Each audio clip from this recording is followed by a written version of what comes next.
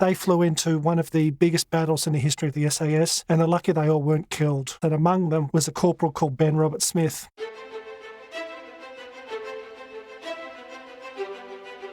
Welcome to the podcast where we track down Australian war veterans, have a chat with them, and hear their stories. I'm Alex Lloyd, and this is Life on the Line.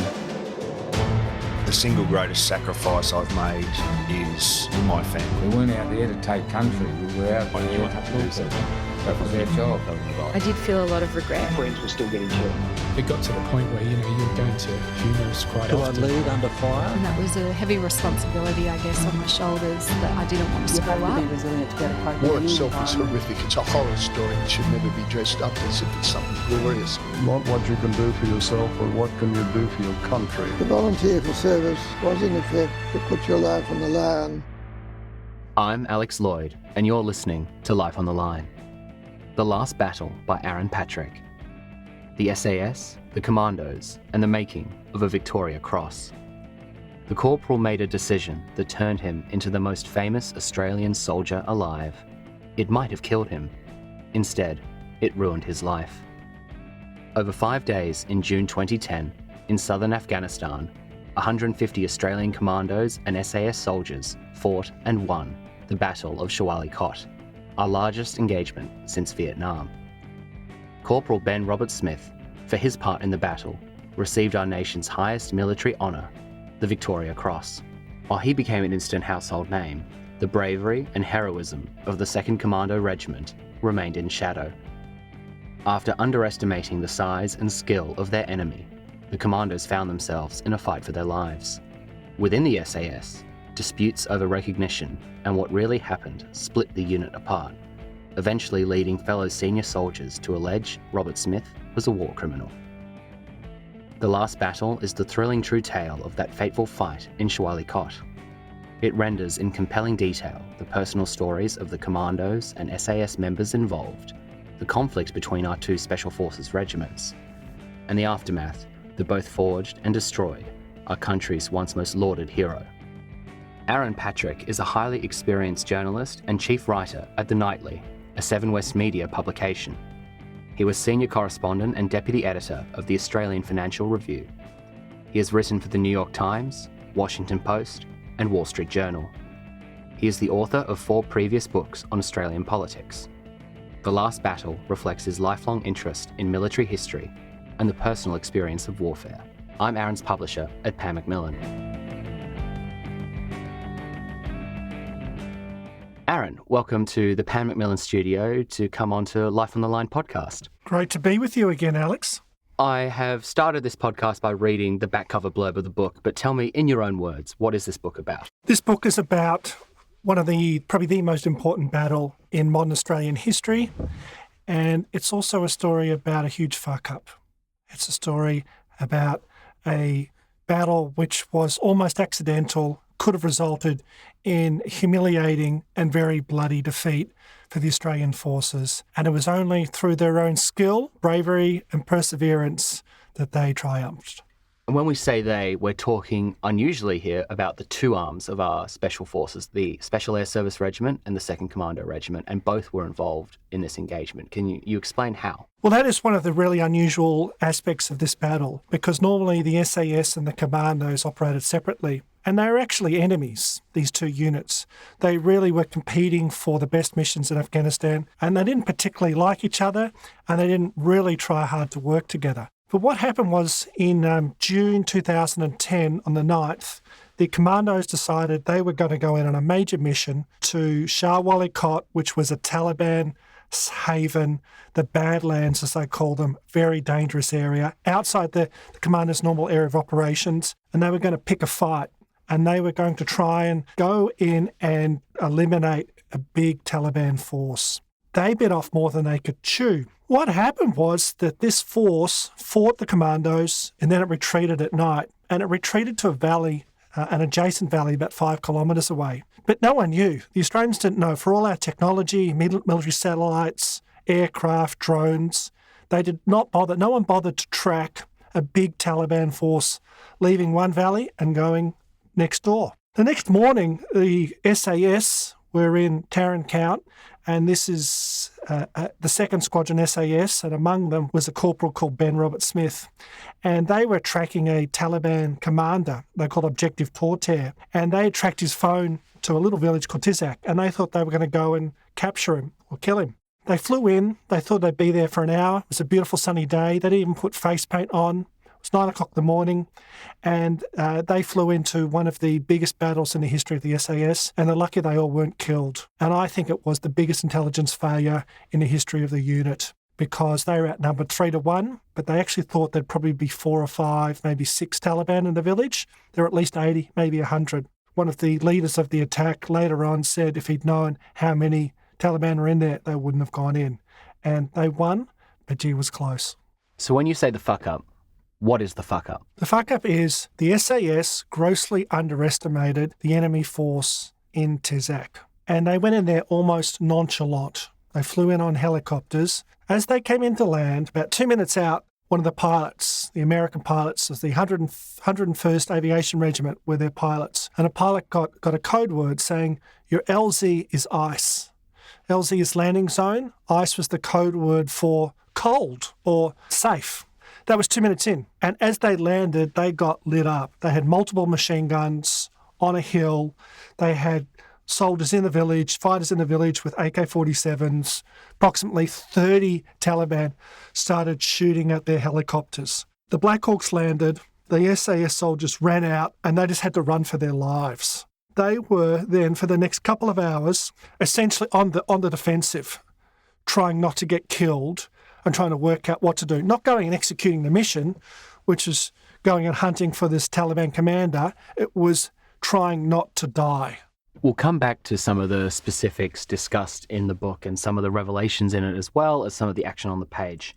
In terms of the construction of this book, what drew you to write this? Alex, there are a couple of elements to it. I've always been fascinated by military history. But in 2013, I was working as a writer on the Financial Review, and the Army came out with an announcement, and they said that the Battle of Shah was getting battle honours. And these are a form of recognition for a really important battle. No Australian unit had received battle honours since the Vietnam War. And this was a designation that indicated the Army considered this to be the most important victory of the whole war. And they had a press conference in Canberra, and I wrote it up. And you know what? I made a mistake. I looked at all the facts, and I wrote a column which essentially sort of argued that, I didn't use the word, but it was kind of a massacre because the high kill count. You know, the Australians killed at least, I think, 75, 76 Taliban, probably more, in a tiny village, and they had Apaches flying down there, strafing them. And it sounds to me like it was a pretty easy win, and they just killed a lot of the bad guys. And when I started looking into it, I realised I was wrong. I had no appreciation for how desperate a situation the SAS were in. And they were outnumbered, and they were the ones who were lucky not to die. And so part of me wanted to go and tell the truth, perhaps maybe correct the record. I wanted to tell a great war story. I also wanted to explain to Australians how war really, really works. I wanted to put you in the body of a soldier in combat and explain the mechanics of it. And this was a great way to do it. But I also wanted to tell the truth. I wanted Australians to really find out what happened. And of course, because Ben Robert Smith was one of the soldiers involved, and he's such a big figure who sort of overwhelms the whole war in Afghanistan.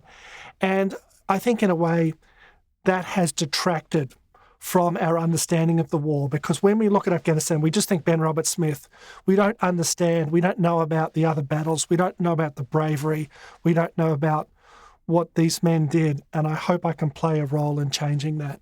Well, as we've touched on, there's two parts to this battle. There's the action in Tizak, which includes Ben Robert Smith, but then there's also the 2nd Commando Regiment, and they've received wildly different levels of attention over this matter. I've done a few podcasts with 2 Commando veterans, others have too. Scott Ryder profiled Wali in his book Forged in Fire, but there's far less coverage of the Commando side than the SAS side. And at the time, that stems from the Victoria Cross came out of it. And then today, as you say, BRS is such a large figure in that narrative. But would it be fair to say, besides looking again at the SAS component of it, you just wanted to give a spotlight to the commandos too? Well, the commandos are just a really important part of the whole story, and they just don't do their public relations as well as the SAS. The SAS is so famous and they're seen as a more elite unit, but the commandos are the other branch of our special forces. They're based here in Sydney in Holsworthy Base. And the whole thing was their idea. So they went out there and they did something really daring. They flew to the enemy zone and they landed in the middle of the night and they just started searching people's compounds. And as they sort of admitted to me afterwards, the purpose of searching these compounds wasn't really what it looked like, which was to get intelligence or information. It was to piss people off, because the Taliban didn't wear uniforms. And so these commandos, I don't know that they actually blew their way into the houses. They had permission to. I don't know that they actually did. But they went into people's homes and bedrooms in the middle of the night and pointed machine guns in their faces. Some of them had dogs. And they questioned them. They said, where's the Taliban? Where are the weapons? And the whole idea was to essentially, they would never use this word, but it was to sort of to insult their sense of pride. And it worked, because the next morning at 10 a.m, they got the shit blown out of them. And I spoke to some of the snipers. There was one group on a hill, group of snipers, very highly trained professional soldiers, and they got assaulted on 3 sides. They couldn't even fight back. You know, they're lucky they all didn't die. As I spoke to the commandos, I began to understand the real importance of their story in that they initiated this battle, okay? And they've never really gotten the full credit for it.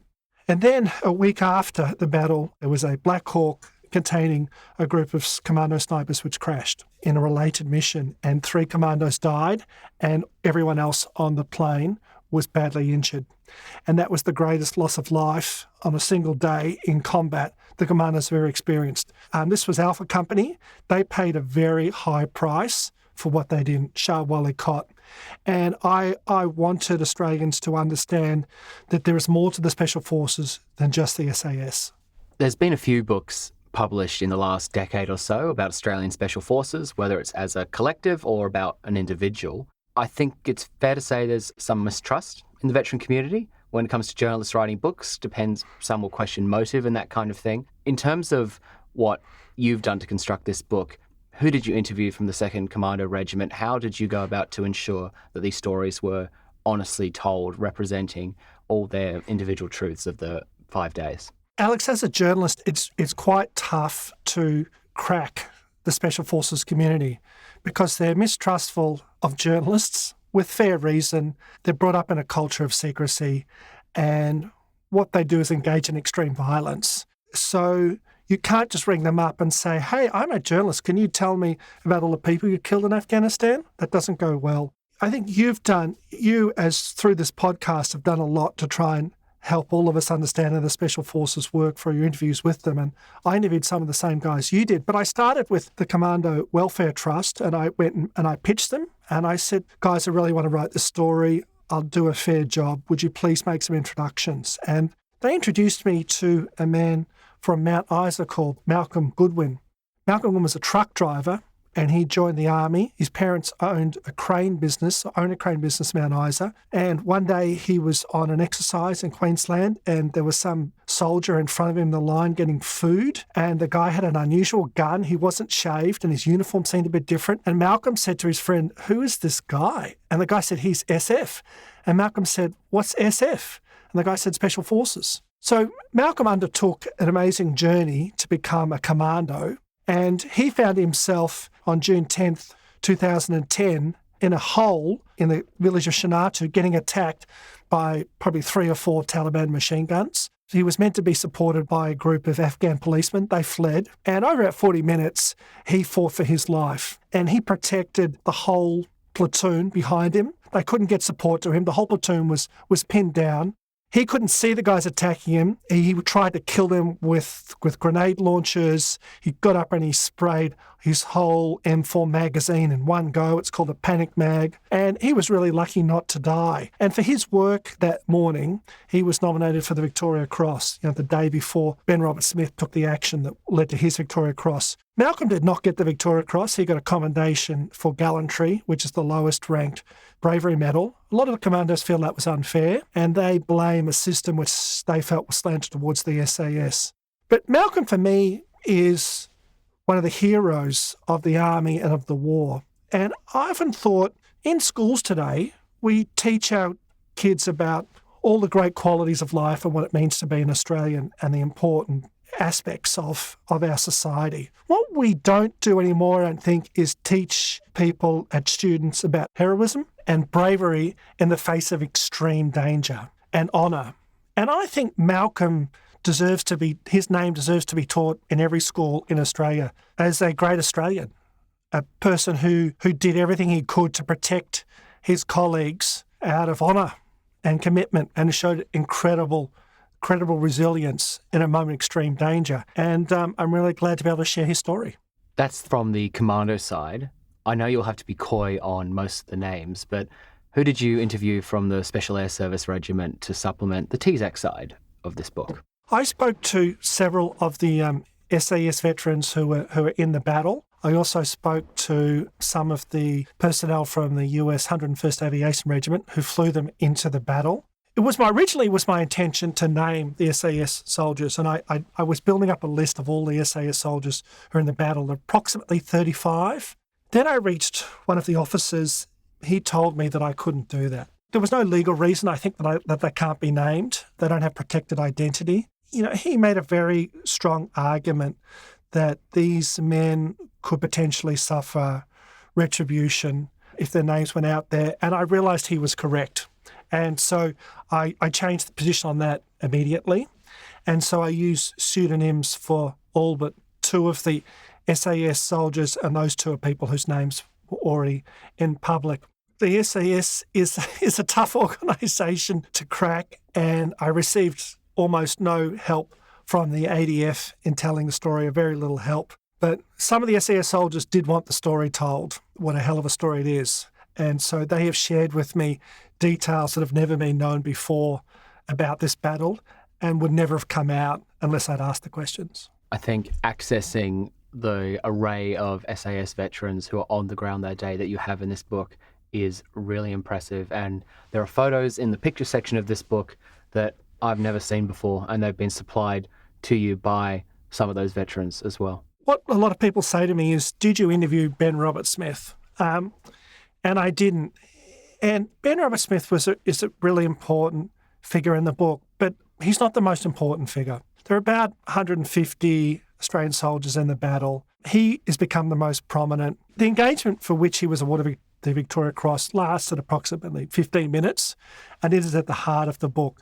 But there was a lot of other elements to the battle around, before and after, which I go into high level of detail. And in some cases he was involved, and in most of the cases he wasn't directly involved. So if you want to know what Ben Roberts-Smith did to get his Victoria Cross, this is the book for you. But it's not a book about Ben Roberts-Smith. It's a book about the SAS. And Ben Roberts-Smith has obviously had a lot of legal problems. And I approached him through his representatives. And initially he seemed inclined to speak to me, but he did want to read the manuscript beforehand. And in his case, because of the legal situation, I did not want to do that. So I said, listen, I would love to interview, but I'm sorry, it's going to have to be on an unconditional basis. Which is the standard practice for all the interviews you did. Yes, I didn't. Yes, absolutely. No soldiers had any veto over my book, and the ADF certainly didn't get a copy beforehand. Ben initially agreed. The interview was going to be the day before the manuscript was due to be given to you. You're my publisher, not just the first version, but the proofed version. So it would have been very late. And then the day before the interview, unfortunately, Ben Roberts-Smith decided he didn't want to go ahead with it, and I respect his decision.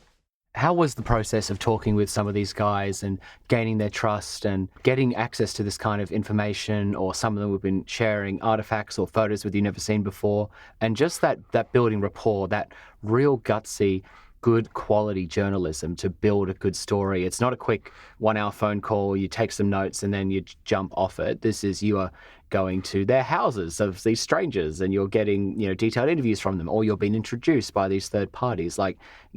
There's a lot that goes into a book like this. Alex, these veterans are generally quite sophisticated people, and they have a good read on other people. And I found the way, I've been a journalist for a long time, and I was a business journalist and a political journalist, and so I've interviewed senior people before, and I found the way these guys interacted with me was on a par with any senior person, CEO or politician I'd interviewed before in the main. They handled the relationship very professionally, and when they wanted something from me or they wanted me to go down a course of action, they were respectful and subtle in the way at which they tried to do that.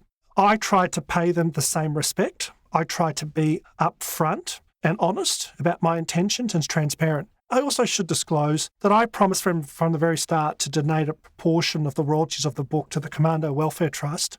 And I did that in part because this is their stories. It's not my story. I'm just telling it. Authors write books for money, and I felt ethically it was only fair to share a proportion of that with them. And I think that was a sign of good faith. But I remember there was, some of these guys, they just wanted to be listened to.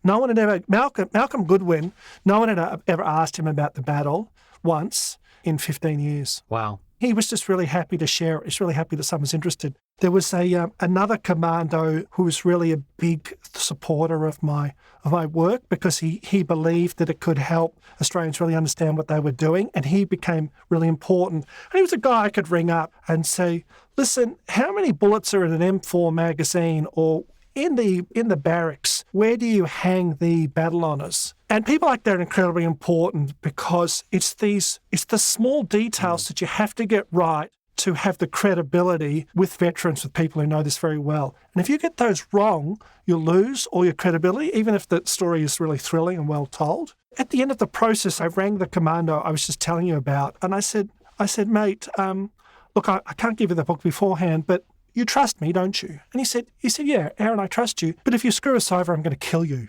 And I thought, I get it's a joke, but I really wish you hadn't made that joke because you're capable of killing me. Let's get back to the content. Both on the Commando side and the SAS side, there's things that are brand new revelations or stuff that's not really in the public domain you're really bringing to light. We talked about the SAS intelligence fuck-up. What are one or two other things on either side of the equation that's sort of new or not been told before that this book brings to light in such vivid detail? The Army tried to present this as a coordinated battle by the SAS and the Commandos. And when they were presenting the battle honours, they said, we planned this all along. And that's just so not true. Okay, the commandos I've spoken to said what's called the Special Operations Task Group, which is an SAS-dominated, basically the management team in Tarrant Count who approved their missions. The commandos said SOTG didn't want anything to do with the battle. SAS didn't want anything to do with the battle. Sorry, with the mission. The mission to go to Chenartu and flush out the Taliban. I spoke to one of the American officers who set this up. And he said, I went to the British SAS first. I went to the Marines. I went to Delta Force, and I couldn't get anyone involved. So I went to the Commandos. And essentially, there was sort of a marketplace, and this is all at Kandahar City Airport, for special operations missions. And so you'd have, in this case, it was a big American infantry unit who were looking for special forces to help them finish off their mission. And so they took what they called a target pack, and they just went around the base and they did briefings with the special forces units from different countries, including the Dutch, who were very aggressive. And so I was struck by the weird sort of commercial nature of that.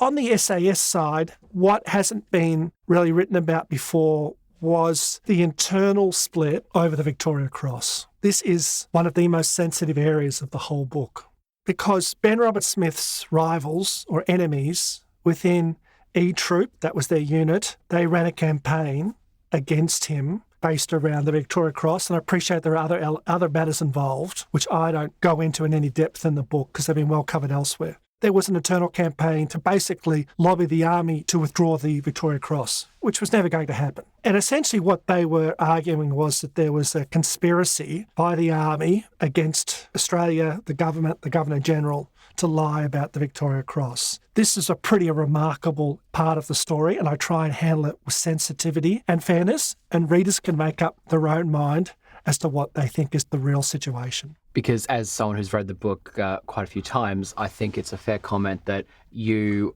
have reconciled differing accounts of events by just presenting what everyone has said and you let the reader determine it from there? These matters are just, they've such great importance, Alex. You know, the Victoria Cross is our most important honour, our most important military honour, probably our most important honour anyway. It's not awarded lightly. So to say someone is not worthy of it is an incredibly big call. Huge. In one chapter, I describe the genesis of this, and it goes to Chris Masters, who's a very famous Australian journalist. And he goes out to dinner with one of the soldiers who was in the battle, and the soldier just unleashes a torrent of insider gossip and opinions. And that was really, to my mind, the genesis of the controversy, the intense controversy around Ben Roberts-Smith, which obviously culminated in a defamation court case that he lost, which I dubbed the defamation case of the century. Australians will make up their own mind, and I'm not going to tell them what to think, and they'll read the book and they'll decide whether they believe Ben Roberts-Smith or not. Beyond Ben Roberts-Smith, the writing style is very page-turning. One feels really immersed in the action, whether it is the SASE troop storming the mosque or Private Malcolm Goodwin gallantly holding the line at his sentry post. You've written more than just a history here. This is just a thumping good, fun, page-turning read beyond the actual importance of what you're doing here. This is just a great war story. I want people to be entertained because there is probably no more extreme endeavour, human endeavour, than war. And it's fun in some points. It's exhilarating. It's exciting. It's also devastating and traumatic. It contains the most extreme kind of forms of human behaviour and feelings. I'm just a strong believer that history can be written in an incredibly engaging way and anything can be explained. And so I would hope that this is a book that if you're a middle-aged military history buff and you want to know what really happened, this is for you. But if you're a 17-year-old teenaged boy or girl who's thinking of joining the army and you want to know what war's really like, I hope this is a book that you will enjoy and find compelling because it's for everyone, not just military buffs. We call this a modern military history book, but there's also a subtle outlook to the future imbued within the title. Can you explain why it's called The Last Battle? In this village of Tizak, there was a unit called Epic 1, and that was Ben Roberts-Smith's team. There were 6 guys in this, and I introduced you to all 6 members of the team. And the SAS were pinned down in Tizak. They couldn't really get out. They didn't know how to go forward. They were badly outnumbered. And there was a Scottish sergeant in charge of Epic 1, who was called Philip O'Connor in the book. And he says, fuck this, I'm going to go in and attack. Essentially, he was going to go in and take out the machine gun, pinning them all down. Ben Roberts-Smith said, fuck yeah, let's do it. Ben Roberts-Smith had forgot to put on his armour plate, and I think he might have been wearing Merrill runners. The army couldn't get him boots big enough. Anyway, as the book describes, they go in and essentially they do a frontal assault on a machine gun position, 3 heavy machine guns plus multiple other assault weapons. They were basically light infantry, not unlike World War I soldiers crossing the no man's land of what Dieppe or Ypres. This will never happen again, I reckon, Alex. What Australian officer in the future is going to send a team in a frontal assault on a machine gun nest in the age of drone warfare? I just think it's inconceivable that particularly the SAS will not have the situational awareness to understand what they're up against, just because drones are so ubiquitous and I think warfare has changed. And that was the most important moment of the whole battle. And I think that'll never happen again, and that's why I call this The Last Battle. Aaron, thank you for coming on Life on the Line to speak with me today about your book. Thanks for all your support, Alex. I couldn't have done it without you. The Last Battle is out now in print, ebook and audiobook. Life on the Line is brought to you by Thistle Productions. Artwork by Big Cat Design, music by Dan Van Werkhoven. Thank you for listening, and lest we forget.